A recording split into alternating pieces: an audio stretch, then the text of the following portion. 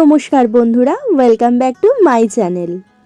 জন্মদিন জন্মদিন জন্মদিন, আজ শুভ জন্মদিন। আজ আমাদের বাবিনের জন্মদিন।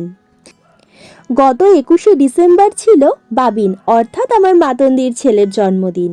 এতদিন পর এই জন্মদিনের ভিডিওটা আমি আপলোড করলাম, কারণ আমার ফোনটা কদিন ধরেই খুব ডিস্টার্ব ছিল, তাই দোকানে ছিল।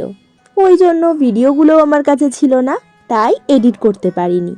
সে যাই হোক, সকাল সকাল স্নান করে আমি রেডি হয়ে গেছি। আজ ঈশানকে নিয়ে যাব আমি শেওড়াফুলি। মা যাবে আমাকে স্টেশনে তুলতে, তাই আমরা বেরিয়ে পড়লাম স্টেশনের উদ্দেশ্যে। বেরোবার পরেই আমরা রাস্তা থেকে অটো পেয়ে গিয়েছিলাম। অটো করে সোজা চলে গেলাম স্টেশনে টিকিট কেটেই ঝিকঝিক। স্টেশনে গিয়ে তো ঈশানের দুষ্টুমি স্টার্ট। ও নামার জন্য ব্যস্ত, কিন্তু যদিও ও জুতো পরে গেছে তবুও আমি ওকে নামাতে চাইনি, তাই ওর দুষ্টুমি আরও বেড়ে গেছিল। ওই যে ট্রেন আসছে, এখন আর আমি ভিডিও করতে পারবো না, একদম নেমে ভিডিও করব। শেওড়াফুলি পৌঁছে গেলাম টুক করে, আর অমনি দাভাই এসে গেছে আমাদেরকে নিতে। দাভাই অর্থাৎ বাবিনের পাপা। ঈশানকে সাথে সাথে দাভাইয়ের কোলে দিয়ে দিয়েছি, কারণ ট্রেন থামতে স্টেশনে প্রচুর ভিড় ছিল, আর এই ভিড়ে আমি ওকে নিতে পারবো না। কিন্তু ভয় হচ্ছিল যদি ঈশান কাঁদে। এদিকে দাভাইকে দেখে ঈশান একটুও কাঁদেনি, ও শুধু স্টেশনের দিকে তাকিয়ে তাকিয়ে সব ভিড় দেখছিল। তারপর শেওড়াফুলি স্টেশন থেকে টোটো করে চলে আসলাম আমার জেঠু বাড়ি। আজকে বাবিনের জন্মদিনটা সেলিব্রেট হবে জেঠুর বাড়িতেই। গিয়ে তো দেখি সবাই খাচ্ছে, এদিকে মাতন্দি এখনো খায়নি, কারণ ও আমার জন্য ওয়েট করেছিল। কিন্তু আমি তো খেয়েই এসেছি, তাও আমি বললাম মিষ্টি ছাড়া কিছুই খাবো না। এখন আবার ঈশানকে ঘুম পাড়াতে হবে, কারণ এটা হচ্ছে ঈশানের ঘুমাবার টাইম। আর এখন যদি ও না ঘুমায় তাহলে সারা বিকেল ও দুষ্টুমি করবে, আর কেক কাটিং এর সময় ও করে কাঁদবে। তাই ঈশানকে একটু ঘুম পাড়িয়ে দিলাম। সন্ধেবেলা সঞ্জয়ও চলে এসেছে অফিস থেকে সোজা এখানে, আর আমিও ঈশানকে সঞ্জয়ের কাছে দিয়ে রেডি হয়ে নিলাম।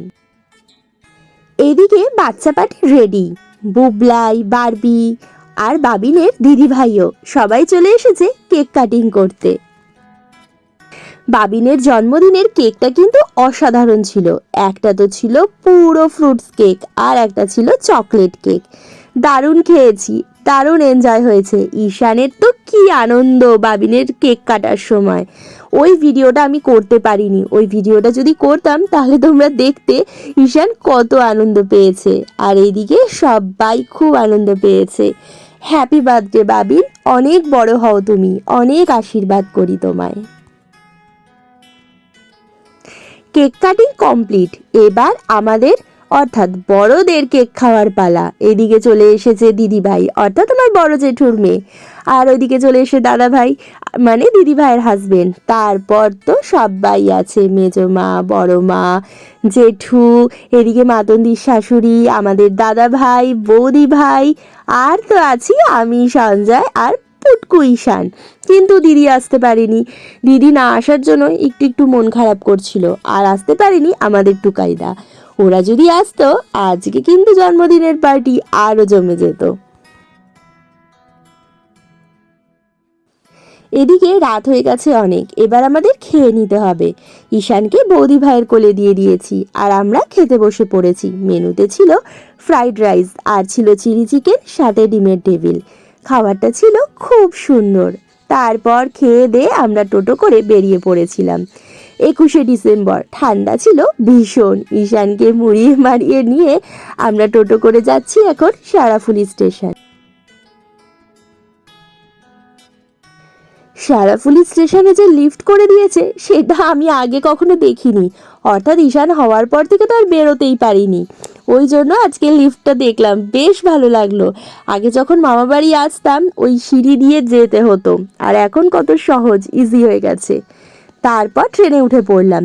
এদিকে ট্রেনে উঠে তো ঈশানের কি দুষ্টুমি, একবার আমার কোলে একবার সঞ্জয় কোলে, এই করে করে ভদ্রেশ্বর পৌঁছে গেলাম। তাহলে বন্ধুরা এখনের মতো টাটা। ভিডিওটা ভালো লাগলে অবশ্যই লাইক শেয়ার কমেন্ট করো।